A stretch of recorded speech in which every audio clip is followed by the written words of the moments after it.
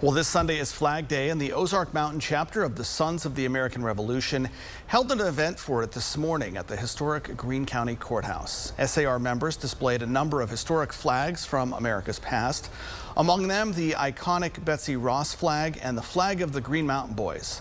The courthouse choral also performed, all to honor the people and events that helped shape our country.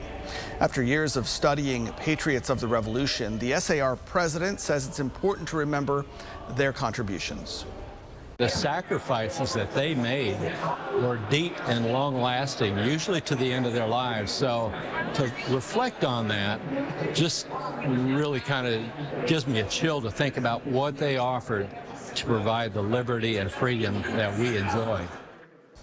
And the SAR will host another event next month on July 8th. Chapters across the country will perform a live reading of the Declaration of Independence, and that commemorates the first public reading of the document in 1776. Participants will wear colonial uniforms in an effort to provide an authentic experience, and that'll be at 5 p.m. at the Springfield National Cemetery on East Seminole.